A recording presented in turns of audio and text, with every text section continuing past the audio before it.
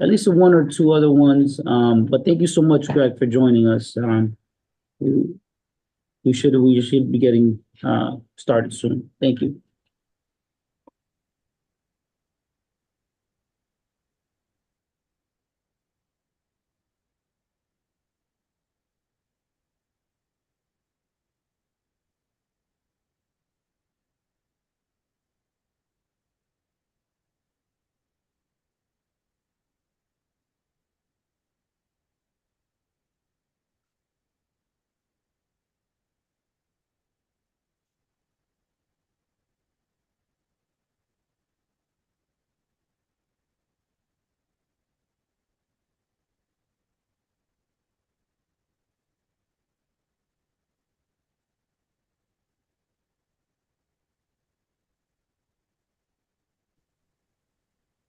Hey, all right. I didn't expect a lot of attendance today. I figured it was going to be a low attending meeting just because it's January 2nd. Well, the 3rd. Is it the 2nd or the 3rd? Second. It's on the 2nd. So our committee members are probably busy starting the work week, starting the work year. But rest assured that whatever we speak about in this meeting, as we do with all meetings in the committee, we type them up, and I report on what we spoke about here today at the committee, not only at our general board meeting, which includes our 52 members, but I also speak at my executive meeting. We write minutes, detailed minutes, and we make sure that we disseminate the information that we do in this committee to the community. So it's important to mention that, just because we have it's just myself, we have our district manager, Ebenezer, and Radia. Oh, and we have another one that just popped up. So just wanted to quickly mention that. Now that we have two, can I get a motion to start the meeting, please? Motion. Can I get a second? Second. All right, great. It's 7:07, January 2nd, 2024. My name is Joel Abreu. I'm the chair of Business Development Committee here at Community Board 12. It's been an honor doing it all 2023, and we're going faster and stronger for 2024 with the same executive board at Community Board and the same team at the office. So I'm extremely proud of what we've done in 2023, and we look to build upon that this year. So again, my name is Joel Abreu. I've been on the board for about 3 years now. I've been the committee chair for about a year and a half. And I love my community, born and bred in Washington Heights. Yo soy Dominicano. I love my community. Anything that we can disseminate to the masses, to help businesses and to help the economic development of Washington Heights is what we do. Any opportunities, grants, capital, programs, not-for-profits like we have today, we welcome them onto the committee to make sure that message, that those programs that they're holding and those opportunities that they have get to the community. So I just want to introduce myself. We have two other committee members here. I'm gonna allow them to introduce themselves. Yeah. Take it away. I like Take it away. Alexis Marnell. I was a public member for 5 years on Parks and Culture, and I just joined this committee. Now I'm a fully appointed member. I've been on this committee since September. Go ahead. And now I'm vice chair of Parks and Culture. Excellent. I grew up around Washington Heights because it used to be a really great neighborhood, and my mother used to make me walk from Fort Lee, New Jersey, across the bridge to St. Spiridon every Sunday. Oh, wow. That's my Washington Heights story. I know that. That's cool. That's awesome. My grandparents came here first. Thank you so much, Alexis. Radia? Good evening. My name is Radia Barnes. I still consider myself brand new. Like, this is my first term, my first year. Okay. Not a full year yet, a few months in.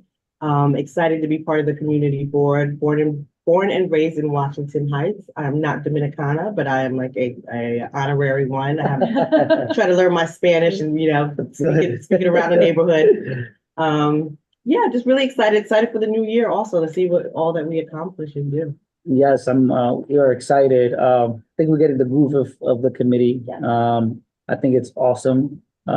We've come a long way. We've done a lot. We did a lot in 2023, and just in the fall and the spring, we did a lot. So, looking to do more and build on that. But thank you so much for joining us. We have Mr. Greg Silverman, from the West Side Campaign Against Hunger. I'm gonna have you introduce yourself. I just have one announcement that I may do after your just in the fall and the spring, we did a lot. So looking to do more and build on that. Record. This revolutionary new superheater can warm up any room in minutes without giant electricity bills. Tired of wasting thousands on electricity bills during winter? Press start webinar. Can we do are we doing it now? Have we started, Ebenezer? Is it Yes. recording? Yes, Okay. we are recording and you are in Okay. live on Yes, YouTube. I was getting a feed. That's why. Well, did you guys listen to our introductions? Yes? Yes, yes. Okay, great. Okay, good. So just to move on the agenda, I know we have some introductions. I have one announcement, for today, but I'm gonna do it after our presentation. But before we get to that, Greg, thank you so much again for joining us. We have one more, we have two more, excuse me.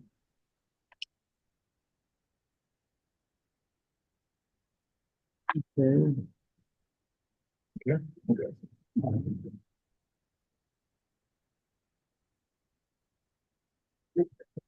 Hey, man. Hey, how you Happy New doing? Year. Good. Happy New Year. How's it going? Good, good. Good. Hey, Ebenezer. Happy New Year, Ebenezer. Hi, how are you? Happy New Year. Good, good to be here. Good. Yeah, they're coming on right now. Good to So, be anywhere. so we have, sorry for the quick delay there. We have another member of the committee walk in. I'll put you on the spot right away, Bruce. Hi, Please introduce yourself. The owl's following you, so you can take a seat and introduce yourself, please. Bruce Robertson. I'm here. Thank you. Happy New Year, everybody. We're gonna do big things this year. Yes, that's what I was saying. Yes, we're gonna build on what we had in 2023. Hector, I know you are on Zoom, so you're also a member of the committee. Please introduce yourself. How's it going, everyone? Thank you for the great introduction. Joel, I'm not sure after a great intro after Bruce, I'm not sure if I can keep up, but how's it going, everyone? My name is Hector.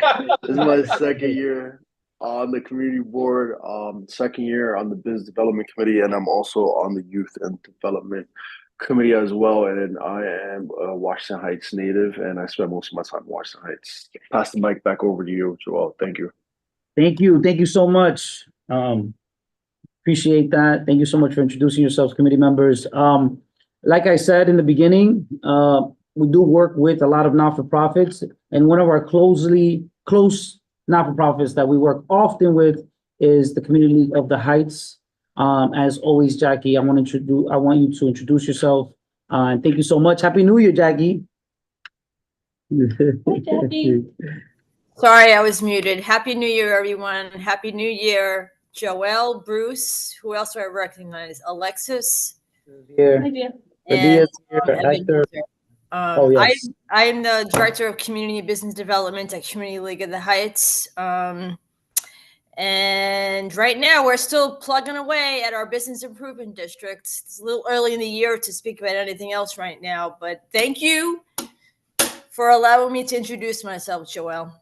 Yeah, anytime, Jackie. We are anytime that we have you on, we want to make sure that we push that. It's important to create another bid in that area. So we appreciate your work, Jackie. Seriously. I know Thank you. it's a tough trail, but slowly but surely. You'll get there. Yeah. All right. So, but yeah, like I mentioned, just to move on the agenda, I have one announcement for today, but I'm going to save it for after our presentation. We do have Mr. Greg Silverman from the West Side campaign against hunger. If you guys don't know, what used to be the old post office, I think it's on 180th, correct me if I'm wrong, Greg, between St. Nick and Audubon, used to be the old post office. They moved it all over to 181st Street. That building has become a community center. He's going to talk a little bit more about that. But without further ado, I want you to tell us a little bit about more, because I think I read a little bit about it, but it's great things. So take it away, Greg. I don't know if you have the presentation with you. You can share your screen. Okay, let me. I'm just. I just gave you. Okay, hold on. Let's see. Give me a second.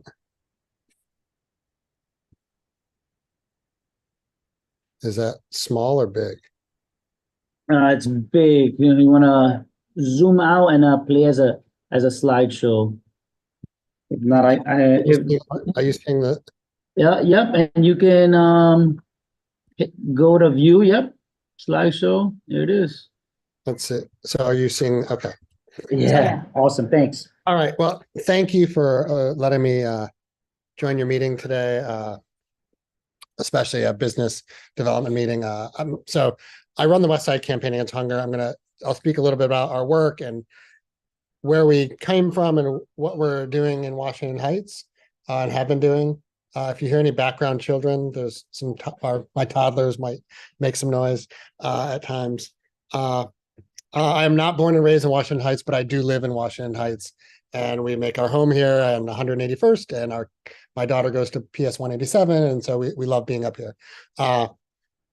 And my background is as a chef and former restaurant owner, which is important from the business side of things. I really very much am focused on how we do our work to fight hunger, but also how we do it in conjunction with the business community. So, but let me just dive right in. So, right. Food insecurity in New York. Probably many of you have seen these kind of numbers. 1 out of every 10 people in New York is food insecure, right? Which means on any given month of the year, someone's going to say, I'm actually skipping a meal. I'm not having the security of having healthy food in ready access. And it's really important to us that it's healthy food. It's not just about calories, right? It's about having healthy food for people. And even more, 1 in 8 children are experiencing this. And the numbers have continued to grow, especially after the pandemic. Truth be told, in the pandemic in the United States, and especially in New York, we actually tested out some amazing ideas across the country in how to give a safety net to people. And sadly, the federal, state, and city government rolled a lot of that back, right? There was earned income tax credits, there was increases of SNAP, just families actually were lifted out of food insecurity. But those were all rolled back, and we're seeing massive increases in hunger across New York City and beyond. So emergency food programs like the West Side Campaign Against Hunger, like some of the work that the amazing folks at Cloth do, focusing on getting folks access to food, not to cover them food for the entire month, but to add to what they already have so that they can actually make it through the month. We give about a 5-day supply of food once a month to many of our customers, and that's what we're focused on. This little chart, are you on the slide that shows households served? Are you seeing it? Great. This is our numbers from 86th Street, right? And again, I'm sorry, my 3-year-old seems to be having a tantrum in the background. But Don't worry about it. yeah, we have 30 sites around the city. But if you look at this chart, in the last 2 years, pretty much after the pandemic was at its apex, this is at 86th Street, the number of households at that one site that we're serving in the first quarter of those 3 straight years. The number has almost doubled, right? And this is not unique to the West Side Campaign Against Hunger. This is the state of play across New York City. In November, we distributed food to almost 15,000 families alone, largest number in all of our history. And we will spend well over $1 million additionally on our food purchasing, which already was $4.4 million a year in purchasing of food, because we make sure all our customers have incredible healthy food. So who are we that's doing this work along with many pantries across New York City? We're really focused on access to healthy food and supportive services. We've been based on the Upper West Side in St. Paul, St. Andrew's Church for 44 years. We are not part of the church, we're a tenant of the church. And customers come from all over New York City. And mostly they've come for decades from Hamilton Heights, Washington Heights, Inwood, South Bronx. They've come down the subway lines to 86th Street because we have some of the best food in the city. We are very focused on healthy food. We give out in all of our food, about 53% is fresh produce. And we feel that that should be the norm. It's not that we're special. We, as a chef and someone who used to work in Washington on anti-hunger and anti-obesity initiatives, we know that healthy food makes a difference. Just giving people calories does not help alleviate hunger, and people are going to have greater expenses in the long term related to their healthcare issues. So we've been really focused about this. We focus it individually, and we do it in collective action as well. We reach about 80,000 people. People come mostly once a month for food. About, as I said, 4 million pounds of food, 2 million pounds of that's fresh produce. We have a whole team that connects people to benefits, does benefits enrollment, making sure folks get SNAP, health insurance, housing, wherever we can be helpful. And we have about 30 distribution points across the city. So 86th Street's our biggest location, but in the Heights, Northern Manhattan Improvement Corporation, School in the Square, Dominican Women's Development Corporation, multiple New York Presbyterian sites. Who am I missing right now in my head? Nido de Esperanza. We just started building out. It's great to see folks from Cloth on the line. We started talking with Yvonne and the team at Cloth, and so we're starting to do more, getting some hopeful more fresh produce for their team. New York City Love Kitchen up in Inwood. The Fort Fridge picks up once a week at 86th Street, but we're probably going to ideally have them picking up 3 or 4 days a week at 180th. We want to make sure there's just more flow and regularity and fresh produce getting into the community. And so we're based on pushing people for decades, came to 86th Street, and about 6 years ago, we said, that's not the best model. And that's why we traced back where our customers came from. And that's where we saw all of our customers in our database were from Northern Manhattan. And so that's where we built all those partnerships, saying like, let's find great community organizations and help them do what they do best. So Northern Manhattan Improvement Corp, incredible, settlement house. They didn't need to open a food pantry. They needed a partner who could get them good food, and they could do what they do best, which is workforce development, advocating for people in the housing they work with, the workforce development they do, benefits enrollment. They're just an amazing organization. Maria Lizardo, who I'm sure you all know, she now sits on our board of directors. And so we look to them for a lot of advice and guidance, but they also, we're just helpful getting them great food to distribute at their distribution point on every other Friday. We partner with New York Presbyterian to do at-home delivery of food to moms, usually who have kids 0 to 5, or seniors who screen positive for food insecurity. And then we're just building out these sort of hubs where people can pick up from different places. So Councilmember Abreu in Hamilton Heights is one of our first test sites where they're distributing food to their customer base that we work with, but also to other people. So we're just really trying to find ways to increase access. If someone wants to go to 86th Street, great. Someone needs it delivered to their home, great. You want to pick it up at a community site, trusted site, great. Choice. All we really care about is giving people access to food and the choice of how and when and where they get it. At the same time, we do a lot of advocacy. So I built a collective action network with 7 of the other big emergency food providers in the city from across all 5 boroughs, where we purchase food together to drive down pricing. This comes from the business side of things. From my years as a restaurant owner, like, no offense if anyone's in the wholesale food business here on the line, but I never trusted a price, and I still don't. And so we track pricing across 8 organizations and use that to get lower prices and get better product to bring more good food into the community. and often it's New York State products. So across our network, we have about 1,200 sites across all these 8 organizations. So we try to work together to just sort of advance the cause and try to make change. But as these pictures show, this is a picture of on the right, unpacking food to bring it into the church, and on the left was the pews of St. Paul St. Andrew's Church during the pandemic, where we stacked them all with food because we just needed the space, and we just never had the space we needed. So we were looking for a while for a space. Where could we actually make our home, still distribute at 86th Street and around the city, but we needed like a massive warehouse that's in a community that we're serving, that we can, distribute out in a satellite model that's close to Hunts Point, where all the produce is. And so, we found, as y'all said earlier, like the old post office on 180th, we looked at all 5 boroughs. This was one of the first places I saw, and it was the best place we saw. It was perfect.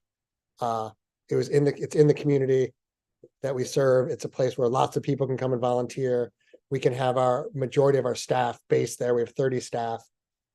We've just hired 4 staff recently, all who come from Washington Heights. We can do a lot of community engagement. And so we were just super excited about that. We have a little video. Is that okay to show?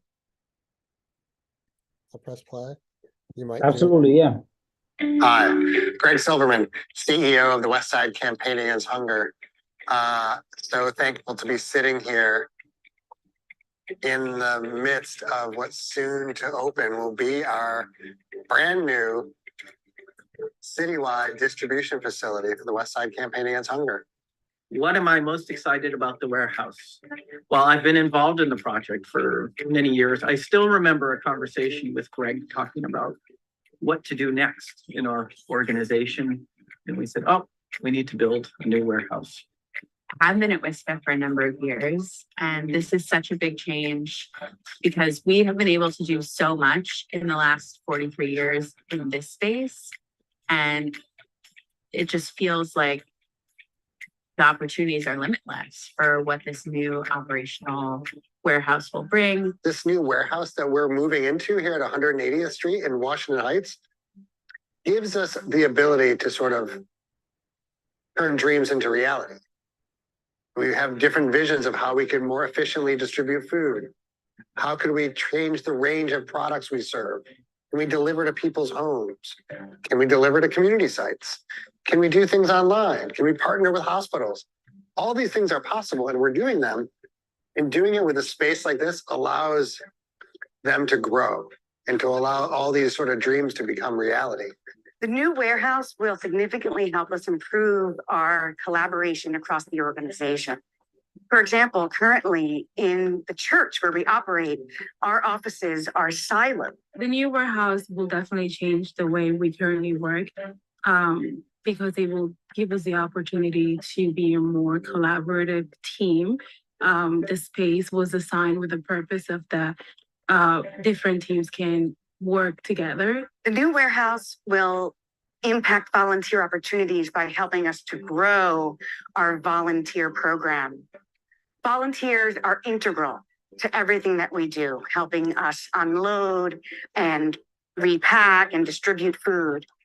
I choose WISPA as my volunteer opportunity because I want to give back to the community and I want to help people and distributing food. Having the new space is mean for me to WISPA, see WISPA growing up. And for the community, they're going to be a big impact here in the Washington Heights.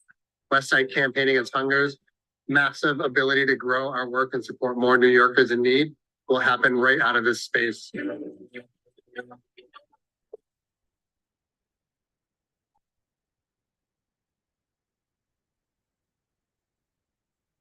I think it's a super exciting opportunity for our team to see what we can do with this warehouse, to see what happens when a team who's been functioning at such a high level amidst such difficult physical limitations of the space.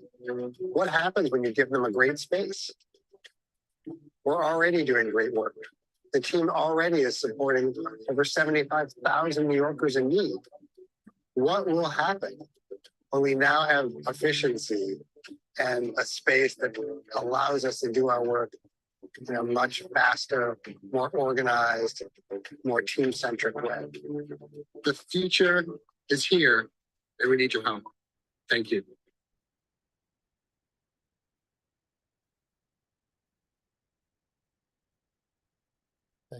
That's obviously our promo video. We've used what we had used to raise funds, but I think it shows for the space that we built out, and a little bit about the space, just to be clear, right? Like we signed a 20-year lease, so this is not a short-term commitment to the neighborhood. We signed a 20-year lease, and we have, you saw that big room for desk seating. We have 30 full-time staff at Westside Campaign Against Hunger. That some are benefits enrollers, right? So they travel all over the city at community sites to help sign people up for benefits. We have food warehouse and drivers going around the city, but our core team is going to spend more, majority of their time based at 180th Street. So we really set this up in that way that 86th Street becomes, in a sense, a massive location of distribution, but it's a satellite, right? Today we distributed at 86th Street. I think 396 families came to 86th Street. Now, what I'm not saying here, right, is, and it comes from maybe my restaurant world, as a competition of like, we're not opening a pantry in Washington Heights. There's so many amazing groups that exist and that we already, some that we work with, that we're not trying to be in competition and say, oh, have a customer come here or there. We wanted to be in a location where we can more readily and easily distribute to our partners and support them, and find new partners. And so we're excited to be in the neighborhood, and to really help drive change across the city, and this to be an example of how that can happen. Today was our first sort of official day of being open. We had about 22 volunteers who helped out today. We'll ramp up to probably 40 or 50 volunteers a day, helping us pack up food, do deliveries, setting things up to distribute out across the city. So we're very focused on, we have about at 86th Street, about 2,500 people a year volunteer with us. Religious institutions, kids, people from schools, seniors, lots of our customers volunteer, right? Like it's everyone wants to see hunger go away. It's not just people who have means who want it. It's everyone in the community we know wants to see an end to hunger. And so giving everyone an opportunity to sort of fight hunger together is something that we're really proud of. And so that's what we do. I'll pause there. Enough of my talking. If I can answer any questions, happy to do so. No, that was awesome. That was, I'm so excited, Greg. That was moving, honestly. Like, for you guys to choose like Washington Heights as your home, as a sort of like a hub, it's a great thing, and you're doing great work. As somebody who grew up in Washington Heights from an immigrant family, this is a resource that should have been here a long time ago. So I thank you. That's awesome. But I'm going to recognize Bruce. And then I have a question. Yeah, and I know you had a question as well. Yeah, two things. One is, as a volunteer at Claw's Food Pantry, I hope you can help them out, and I know you will. The other question I had was, several years ago, City Harvest had a program with local bodegas, which is where the business development aspect, I think, fits in, teaching them about putting food out, fresh fruit instead of the potato chips. And then of course, the city regulatory agencies, health department or whoever it was, DOT, would harass them because their stands in front of the bodega were 6 inches too wide or 6 inches too deep. And I don't know what's ever happened with that, because I was in touch with them in the old business development committee that I was on years ago, pre-pandemic. Are you guys in touch with them at all to kind of educate the local small business owners, bodegas in particular, or supermarkets? I mean, I guess I'll answer two parts. That one, we'll do anything we can to help other organizations. Like, that's Yvonne from Cloth came up maybe 2 months ago. So like, we're excited. I think we got some turkeys over to them last few weeks. We want to help get them more fresh produce. And if there's links with volunteers, and we're going to do anything we can to work in collaboration Cause yeah, I used to live on 152nd. So I've known Cloth, previous when I, just where I used to live. Bodega stuff is interesting. My head of, for all of our programs is a dietitian, nutritionist who used to work for the Department of Health and very much involved in those sort of programming previously. I used to work for the City of London in the UK after I sold my restaurants and help roll out some of those programs there. And, the biggest issue is it's back to a business issue.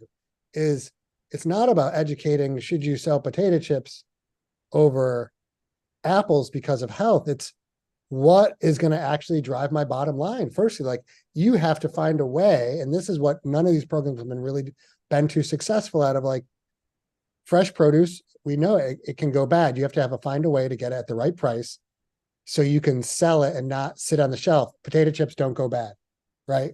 Yeah. Sadly, like I'm all for fresh produce, but the bodega person, right, it's from my understanding, works on pretty tight margins.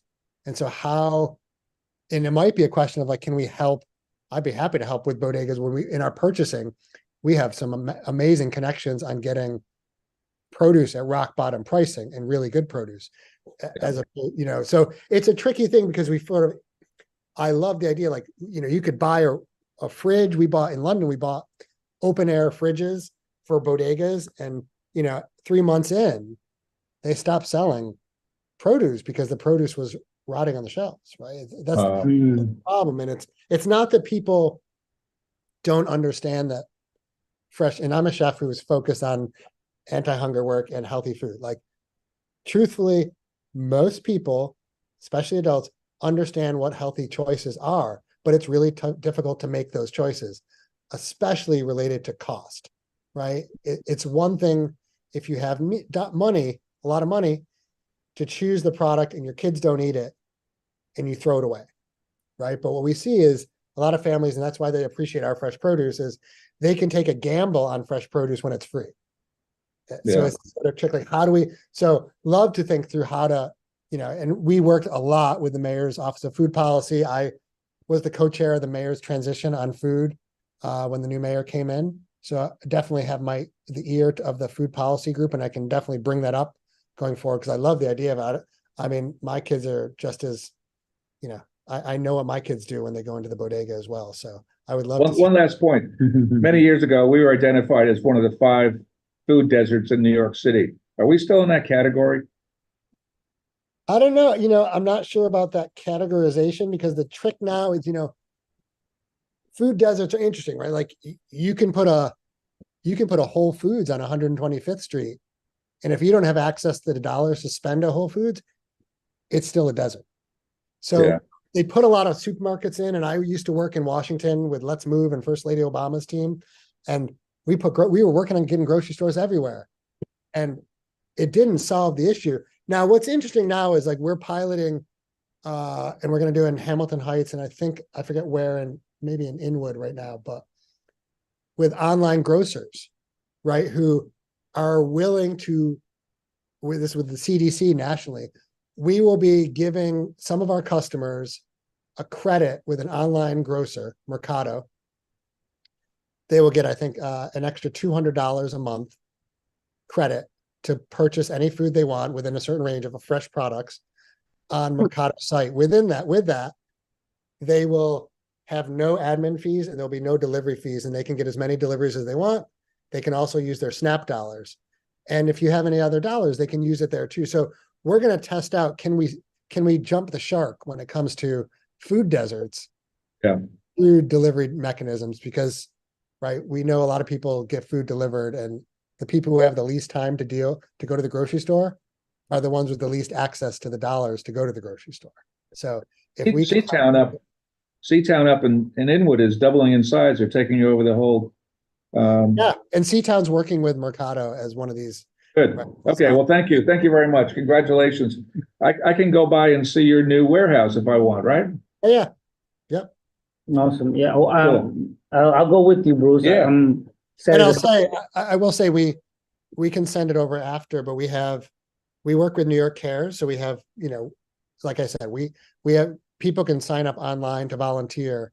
I mean, if you want to meet up and I can walk you through myself, happy to do that too. But if Cool. people just want to I'd sign love up to and do that. volunteer, anyone. can Thank do you. Great. Yeah, that would be Set up a great. tour. Good luck. Best Yeah. of luck. Great idea. Thank Yeah, we you. can, We could do, the business development tour. yeah, Committee. yeah. Yeah, that would be great. The committee's here, we're discussing maybe possibly doing a tour, a walkthrough. Yeah, I if- would love to take you all through. Thank you. And maybe we'll start an email chain and, Yeah. do like a date, set a Yeah. date maybe, in this month, and we'll walk through it. Let me just recognize, Alexa, I know you had a Yeah, question. Benita Grant too has a. Just have one quick Yes. question. I saw it in like at the first or second slide. It looked like what you had. I don't know, is that, do you have like distribution trucks? Because it looked like you had like a food truck in the first or second slide or something. Yeah, So, yeah, this is what we, that truck right now actually is where we sign people in. So, because it has, during the pandemic, we moved all our operations onto the street and our staff needed electricity, firstly, because every customer we have is in our database, so we can help them with benefits. So we needed social distancing, right? So that truck used to come up to Nimick and to 181st at the NYP clinic, and people would shop off the side of it. But as we grew these partnerships, the number of people and the amount of food we were giving out per community partner is well beyond what that little truck can bring. So we love the idea of it, but it hasn't. It's become more of a stationary object. and also, do you do like what's the right word for it? Like classes or something to help people like, I don't know, stretch their food budget? You know, how to cook, healthy meals, how to stretch your food budget, so you can feed a family of 4 to 6, We have done. leftovers the next day, et cetera, yeah. We did more of that, like most groups we're trying to figure out post-pandemic how to bring this back in. Pre-pandemic, we had a culinary program. We did demos every single day at 86th Street. With the Presbyterian, we have demonstrations that happen. I actually used to run this program called Cooking Matters nationally, and we would run grocery store tours that actually would teach people how to maximize their SNAP and WIC benefits, because it's tricky, right? It's not easy to figure out unit pricing at the grocery store. So it's something we've been working on with New York Presbyterian. We're doing more and more of their demos, and then we put in recipes that link up to what products we're putting in the bags. Okay, great. Just really quick question. Okay, yeah, the only thing that I had Tanisha. Okay. Yeah, first, Tanisha? First of all, introduce yourself, Tanisha. Sorry, I got you, as a panelist after we started the presentation. It's fine. Hey, everyone. I'm Hey, Tanisha, and I'm a Community Board 12 member. So, thank you so much. This is so appreciated, and this is so needed in our community. As you mentioned, a lot of people travel from Washington Heights because we're food insecure. I want to also say that, I heard my fellow community board member talk about budgeting, and I just want to lift up the fact that all food is really high. So even budgeting is very hard on the salaries that our community makes. So I just want to talk about collaboration for a minute, because collaboration is very important. And thank you for lifting that up. But I just wanted to know, like, how are you collaborating? Because I see the organizations that you're collaborating with, and they're kind of on the bigger side, the nonprofit. So I wanted to know, how are you planning to organize with, community-based organizations who, are in touch with community members every day, all day. I'm hoping that there will be some partnerships with, community-based organizations that are in the community that are volunteers themselves as well. Yeah, no, that's a great point. I mean, and that's one of the things we've spent the last 6 months is trying to connect with more and more groups, right? So if you have groups that we should be connecting with, we're happy to do so. We want to use our space for meetings as well for groups who need that space to have meetings. Northern Manhattan Improvement Corporation was the first group, like organized nonprofit that we worked with 5 years ago. And so Maria Lizardo has been sort of like our guide in a lot of ways. Nido de Esperanza, which is a really small nonprofit working with moms 0 to 5. And one of their first moms in their program, Ramona Navarro, is also on our board. So she's been really pushing us on who are like the direct, not even direct service, but like direct community action. Like you're saying, like, who are those, like the moms who have kids 0 to 5? who are active and want to do things to make change in their community. They might not be part of some formal group, but how do we get connected with them? Which is why we've been talking to a few, or we at 86th Street, we've always done is schools and religious institutions, like have been two areas where we've been able to find a lot of more grassroots efforts. So if there's religious institutions or schools or groups that you think we should be talking to, we're all ears, because we only know who we know. But Yeah. that's what New York Presbyterian has been pushing us. Definitely great, but that's why I'm saying I'll put my email in the chat, because not only am I the community board member, but I happen to be the executive director of a community board organization that is Black led. So that's what I'm talking about when I say diverse. We have a very diverse community, and we just want to make sure that you're touching ground with all of the diverse people doing work, so that we all can collaborate for the better of our community as a whole. Thank you so much for all your work. Thank you. Definitely. Just a quick word on that, Greg. I and the committee work with several nonprofits, maybe leaning towards the business end, and not maybe community work, but definitely some people that you could definitely partner with. And maybe when we meet for the tour, we can talk about some of those community-based organizations that are local. But NIMIC is great.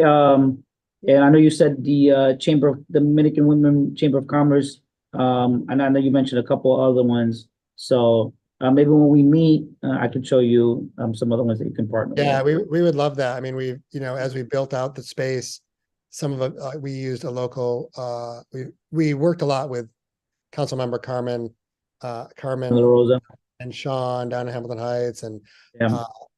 They've been good friends of the organization for a long time. So we ask them who to work with on a lot of things as well. So they've been helpful in finding us like muralists and finding us subcontractors. And, we put out our volunteer push, and we put out even some of our new hires, our new food director, born and raised in Washington Heights, our head of reception and operations, born and raised in Washington Heights, one of our new warehouse workers, born and raised as well. So we've been just Great. trying to use these links and find as many ways. We've spent a lot of time with a lot of the elected officials, but the more tentacles we can have of knowledge, the better we can be helpful. That's all we want to do is do our part to help what everyone else is already doing. Yeah, definitely. That's awesome. Those resources are important. I have a few questions myself, but I'm gonna give it to Radia first, and then I'll I was just really kind of piggybacking off of Tanisha, because you spoke at our human housing and human services committee meeting, I think in October, November. Yeah. You had mentioned partnering with maybe existing pantries that maybe don't have that those healthy options, and I was just wondering if that's still something that you're considering doing or want to do. Yeah, the first three groups that we're partnering up with is New York City Love Kitchen up in Inwood, Cloth, and the Fort Fridge. And that was just, the ones that we had connections with at first. So, but as people get to know us as well, I think we're excited to bring more groups into the fold and figure out how we can be helpful, because we can get more fresh produce. It's yeah, that's something we can make it's sort of our sweet spot of what we're good at.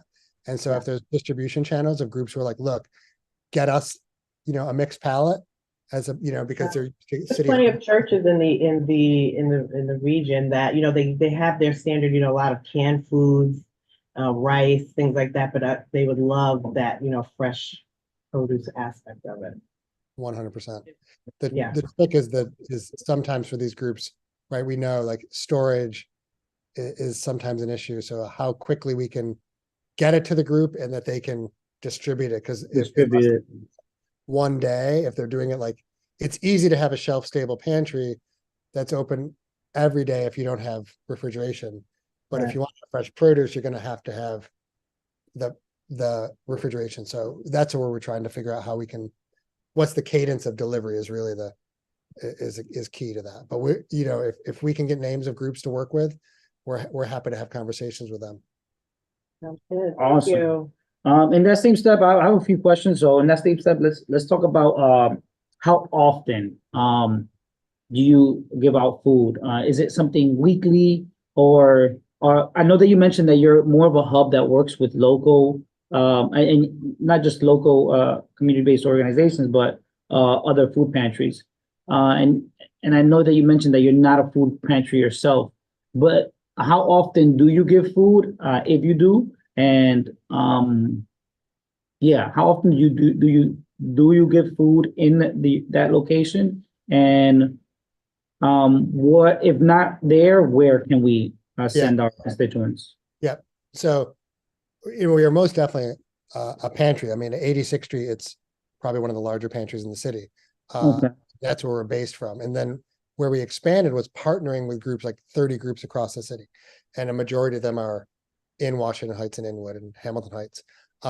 And we get them sort of almost like on time, just in time delivery. So Northern Manhattan Improvement Corp, for example, does a pantry every other Friday.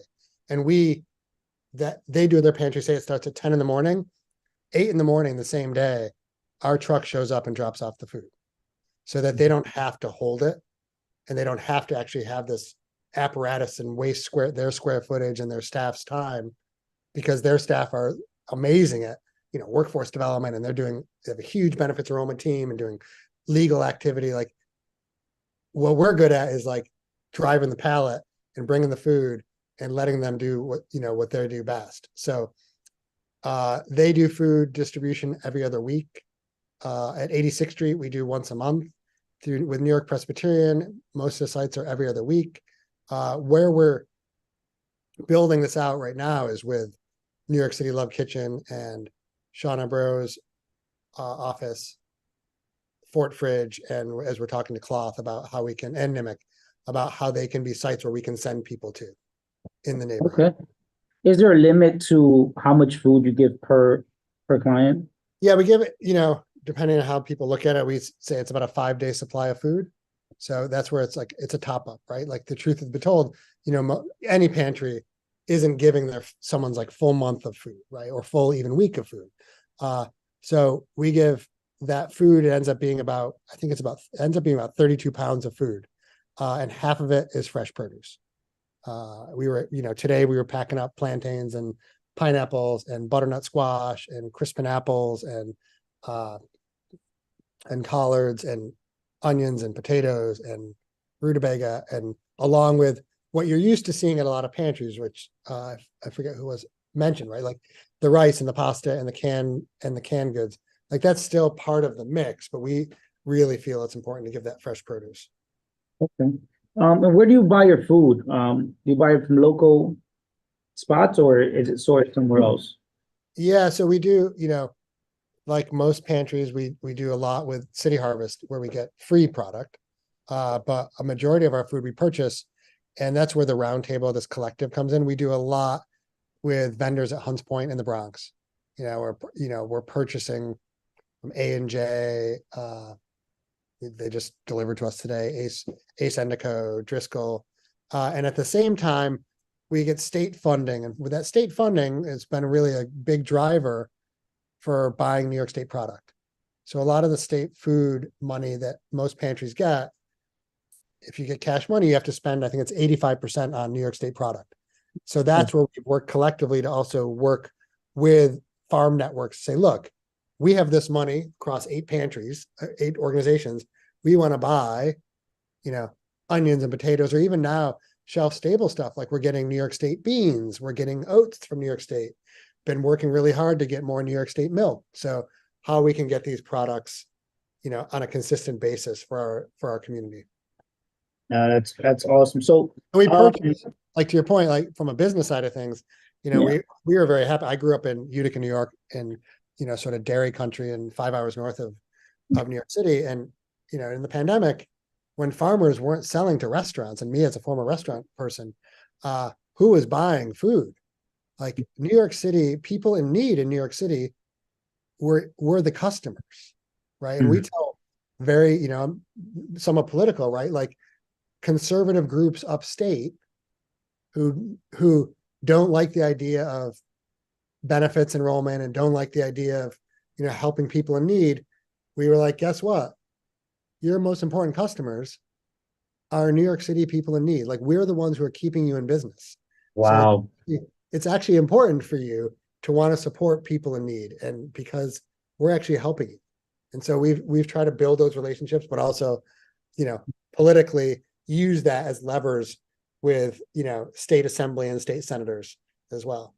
I hope that's a full circle moment for them, and they realize what's going on, which is that's The power of great. like people like Robert Jackson, he's a vocal, amazing supporter, and he's happy to go talk to people in Albany about what we're doing in the Heights to support farmers upstate. Good. One more question. Yeah, go ahead. Quick question again, I'm sorry, do you do any work I know you're working with Sean, who's got part of West Harlem. Are you working with anybody in East and Central Harlem? We haven't had a strong council member connection there. We're not opposed to it, but East Harlem, the median income in East Harlem is only $35,000 a year. So they are in dire straits. yeah, So I was curious. we do a lot of work. Our deepest partner in the pantry world is New York Common Pantry, that's based on 110th. Yeah, I said Central Harlem to Denise. So we both sort of like, not to say that we don't like strategize and not go into each other's it's not territories, but they do a lot more work in East and Central Harlem than we have. But we're always happy to make connections, but it's only, we look across, that's why we partner with other pantries to make sure that we want to make sure we're not overlapping too much, to make sure that the need is getting taken care of as best as all these frontline organizations can together, because the city, right, isn't taking 3 month in Marcus Garvey Park. Every July, I do a month-long event in Marcus Garvey Park. And we see a lot of things, a lot of people in need from Central and East Harlem. So that's why I was asking, because I don't know, maybe we could work together on that. Yeah, for sure. So I wanted to ask, I have 3 more questions. And thank you for joining us, Emily. So do you guys accept donations? I know, it's important sometimes, especially for our business owners, to kind of leverage donations for tax benefits, but you guys accept, apart from the state funding, you guys accept donations? Like, are you saying monetary, or are you saying? Yeah, monetary donations. Yeah, I mean, I spend a lot of time raising money to do this work, and truthfully, only 1/10 of our budget comes from public sector funds. Okay. 90% of our budget comes from individuals, corporate groups, family foundations. So that's the core of the fund. So we do events, and we have corporate groups who sponsor those events. We do volunteering. Community members want to come volunteer, great. If a corporate group wants to show up with 25 volunteers, they usually pay to do that. And so, awesome. So just wanted to get that on the record. That's awesome. Do you have a newsletter that we can get updated on? On a monthly basis of different events you guys are doing? We don't have I mean, we send out a newsletter to people in our sort of our e-blast network. Like we have, so we can, if you send me if you say, oh, is it what emails you want us to send it to, we'll put you on the listserv, and you'll get all of our information. But it could be a community board ad, whatever the emails you want to put. I don't want to just, we don't just take people's emails. I'm not going to like scour through No, you're good. The reason why I say that, because obviously we have these meetings monthly. We're working on a resource guide that we'll publish quarterly, and we'll love to have you on there. Any events, any volunteer opportunities, or any opportunities to volunteer, opportunities to give out food. That's something that we want to include in that resource guide. So you can get my email. My email can sign me up. I would love to get any updates from what you're doing there, and anytime there's an event, I'll tell the committee and obviously the board. But yeah, sign me up. I would love to be in the know. Happy to. Cool. Put a lot of stuff out via Instagram, Instagram, Facebook, LinkedIn. I'll give you guys a follow, for sure. My last point, and I don't know, Tanisha, is that an old hand? Or is that a new hand? I think that's an old hand. Okay, so there is. It's an old hand, sorry. Oh, no problem. You're good. There is a organization called Too Good To Go. Have you heard of this organization? No. So Too Good To Go is, I know that there's a district rep, and what they do is they partner with local restaurants. And at the end of the night, obviously all this food goes to waste. So what they do is they set up like a mystery box or a mystery bag of leftover food, obviously not touched. And they sell it through an app. It's an app, so it's Too Good To Go. He came and spoke to our committee. I think it was a year ago. I'll give you his contact. I think that apart from fresh produce, obviously canned food, to truly end hunger, warm meals are important. So I think that partnering with an organization like Too Good To Go would benefit everyone in the community and yourself as well. Yeah, we do less pre-made food, right? We're in a sense, we're groceries. So there's a lot of other groups who do that. So it might be, we're happy to be a conduit in different ways, but what we've often find is, especially in the last few years, groups who do more daily cooking or handing out of meals, like we work a lot with Holy Apostles Soup Kitchen down in Chelsea. And, you know, if we get if someone calls us up and says, hey, we have like 10, platters of lasagna, we'll send it down to Holy Apostles, because technically the way from a health perspective, Department of Health, we're not actually set up to cut and pre-portion things. That's not what we're like, what our license is for. Right. And also we find that a lot of, the community fridges have been really great at that, like putting food in those sort of places. But we've been more focused, more in the sort of, it becomes funny when you're like, isn't this all just food? But it's like the prepared product is somewhat of a different lane. And it's also right now such a huge issue for so many of the migrant families, right? Who don't, even though they're coming to us and getting groceries, they don't really have great places to cook their food. So they're much more apt to go to places where they're getting, a set of meals as opposed to a set of groceries. But these are things that we're all trying to figure out how do we help everyone who needs it and not make people have to travel all over the city to get all of their things. Because what we know in our world from WISCA is the person who's going to pantries doesn't just go to one pantry, and that person has the toughest job there is in New York City. No offense to any of us for what our jobs are, like being like a single mom traveling around the city, trying to get your food during all these specific times and locations, and then it's incredibly onerous and stressful and difficult. And so anything we can do to make it easier is what we want to help with. That's awesome. But any other questions? On behalf of the committee, thank you so much. Thank you for the work that you're doing. We'll start an email chain just to set up a walkthrough. I'm very interested to go in there, maybe use your community space for our meetings, and the general board, because we are sometimes looking for that. That would just be great. We'll go in there, do a walkthrough, see what the operation is like, and get a really like a hands-on feel on what's going on. But thank you so much for the work that you do. Honestly, that's helping a lot of people.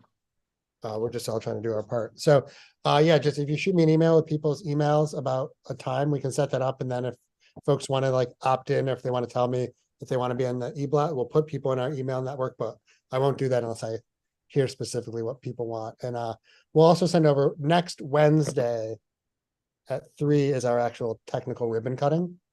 So that in the afternoon. So we'll send it right after this. Is next Wednesday. Next Wednesday is what day is that? That is the 10th, January 10th at 3, 3 o'clock is our ribbon cutting from 3 to 5. 3 to 5. Next Wednesday, 3 o'clock. Yep, next Wednesday, 3 o'clock. So I'll send that over after this as well. Yeah, that would be awesome. Thank you so much, Greg. Keep Thank doing you. what you're doing. All right, look forward to meeting you all in person. Well, for sure. Thank Take care, Greg. Bye. Mhm. I just had one announcement. Just to move the agenda along. That was a great presentation. I'm really glad that they're like here in this neighborhood, right? I know about it for a long time. Yeah. I guess it's John. So let's see. I wanted to just talk about quickly. I have one announcement from the SBA federally. So they just put out a what's it called? The disaster loan. These disaster loans, they often do this for like hurricanes, or earthquakes, depending on where the area most affected is. So, and I'll share my screen. Actually, I can't share my screen. Let me see if I can find it here. I just wanted to mention it to you guys. So just bear with me.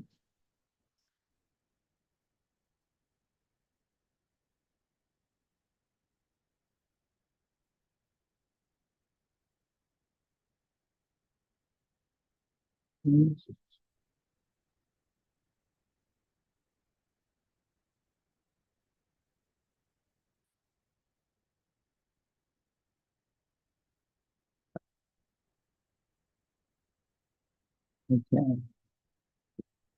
So there was a severe storm that occurred from September 28th to the 30th in 2023. This was past fall. It was a huge snowstorm,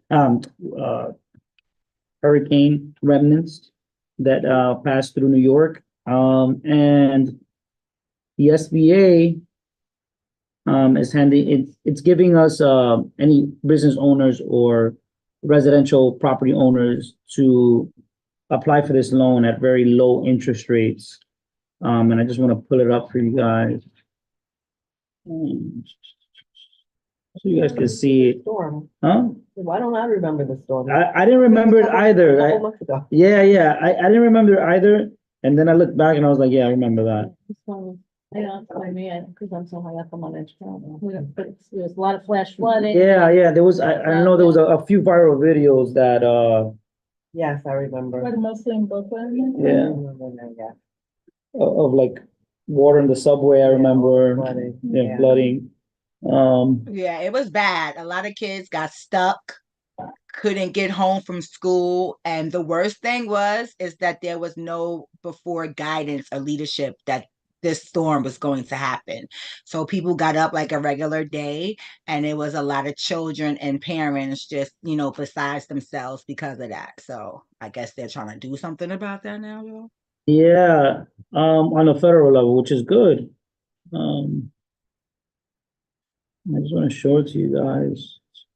It's important because these are resources that, I think it's, the total amount is $2 million. So, business owners, so there's a business loans, the law limits business loans to $2 million for repairs or replacements of real estate, inventory, machinery, equipment, and other physical losses. There's also an economic injury disaster loan. It's also limited at $2 million, alleviating economic injury caused by the disaster. There's also a business loan ceiling. It's also $2 million limit, and home loans.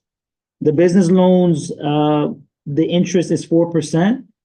So this is something great that you can go on SBA, and it's called the U.S.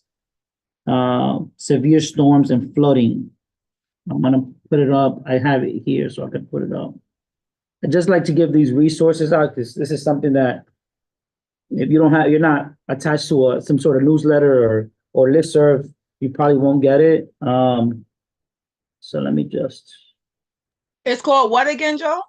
I'm gonna put it on the screen right now so you can get it. So bear with me. Let's-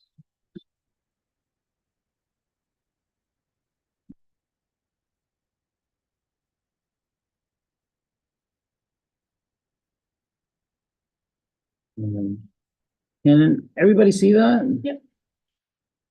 So this is what it is.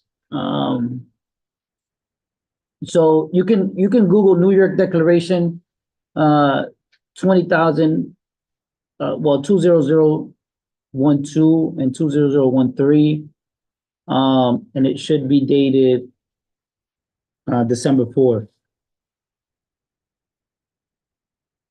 So here are the interest rates. Here are the type of loans. This is something, if you know anyone that was affected by the storm and needs some, some help economically, this is something that they could take advantage of. We're in the Heights, we don't get affected. Well, it could be anything from even like your ceiling, right? Like, let's say your ceiling caves in or you have Right. water damage. Yeah. These are things that is important, because you just know, usually business owners eat up this type of costs, right? It's just or they do an insurance claim, right? But Yeah. this is something that you can definitely take advantage of. So this will be included in the minutes. Just wanted to mention it to the committee. And please tell anybody that was affected by the storm to take advantage of this. I think that there you go. So there's deadlines. February 2nd, 2024 for physical damage and economic injury is September 4th, 2024. Okay? All right. Do we have a database of businesses in our districts? Ah, that's a good question. Like a email, like a blast? No, we don't. I'm pretty sure the office has like a couple emails. I don't think all of it. I asked that question when I first got here, but it's tough because sometimes businesses open and they close. Ebenezer can send it out. Yeah, but Ebenezer can send it out to anybody who's on the board, who's receiving emails from the board. But yeah. But I'm gonna And the include it in the Chamber of Commerce minutes. can send it out too. Yeah. And cloth, you can send that out on your email, which is great. But I'll put this in the minutes. Newsletter. Yes, in newsletter, yeah. I'll put this in the minutes and we'll get it out to the board as well. But that's just my one announcement. We're looking forward to a great 2024, working on the resource guide, now that we have our templates. But do we have any announcements, any other announcements that want to give? Yeah. So just a quick look ahead of 2024. So we have our resource guide. We do have the SB JSA that me and Bush are working on. May is also Small Business Month. So there's a lot of things coming that I get. Any resources that I get for Small Business Month, I'll be giving it out as an announcements here. We also have the Latin Night Market that is coming back in the spring. So looking forward to that. The new regulations for outdoor dining. Are they out? Yes, they are out, but there's a comment period right now. So we're just waiting on that. So yes, Jackie. I was just gonna say, the application for the new program Yes. should be out like by the end of the month. Yeah, we had Robert Bookman last month come in and he told us that the application should be out. So we'll have that this coming year. So that's something to look forward to. Some of the new garbage regulations aren't working in our neighborhood. oh, yeah, right, that's, Chipotle has these bins and they have no lids on them and it's a real mess. My wife is contacting Chipotle management. You know, it's a good concept, but it's tough, but it'll come around. so, okay, They have these big plastic bins, they gotta put everything in, but they're not doing it. They have bags on the sidewalk Mhm. and the rats are still there. Oh, And it takes a while. yeah, yeah. They have to do it, if they do it before 8 o'clock, it has to be, Doesn't matter when they put it out, they're putting it out in plastic bags. Because the bin, they don't have enough bins, the lid on the bin is broken. And it was good in theory, huh? yeah, but it's always the way. So I don't know who's enforcing it. Is it sanitation or is it DOT or? Yeah, it's supposed to be, DSNY, yeah, the Okay, Department of Sanitation. all right. But But anyway, it's, you know, we have to be vigilant about it because it's a good idea, but it just needs to be monitored. right, and enforced. Yeah, But hopefully it gets better. I know there's a learning curve. Yes, sounds like a waste of money, as Anthony said. But it's a learning curve, so hopefully we adapt. Not everybody has put out their bins, but not everybody has. no, not everybody has. So that's something that hopefully we can have the Department of Sanitation come in and maybe do a presentation Good. on the new that's a good suggestion. So I'll write that down. As one of our suggestions, DSNY for new waste regulations. Yeah. Great. And I was thinking too, Mhm. can we do like once we get the resource guide or even whatever we have with now, can we do like a tabling event here in conjunction with Carmen de la Rosa for all these resources so that small business owners can come and attend, like a resource fair? Oh, like a resource fair. Yeah. Okay, like an event after we have everyone that we're Yeah. included on our resource guide, maybe an event. Yeah. Okay. You got it? There you go. Yeah. Of all the businesses? No, of all our resources that we've gathered throughout the year and a half that we've been working, year that we've been working on. So there's a bunch of resources different from different not-for-profits, different chamber of commerces, different private organizations, not, even, charities, Be a resource guide for people who have small businesses, et cetera. Shows them what they need, or people who are starting small businesses, so they can have like a one-stop shop Yeah. event. You know what I Yeah, mean? even government agencies, Yeah. SBS, right? Yeah, Maybe SBA representative. Yeah, it's a good idea. Like a one-stop. yeah, just to like, kick it off and. I'll write that one down. Okay. Good. All right. That's good. Any other suggestions? For our look ahead? Okay, good. So we got our presentation. Any new business? Any old business? All right. Announcements? No? Okay. Motion to adjourn. All right, Bruce, can I get a second? Second. Second. Thank you so much. It's 8:17. We're looking for a great 2024. Happy New Year to everyone. We'll talk soon. Thank you, everyone. Thank you, Joel. Thank you. Thank you, everyone.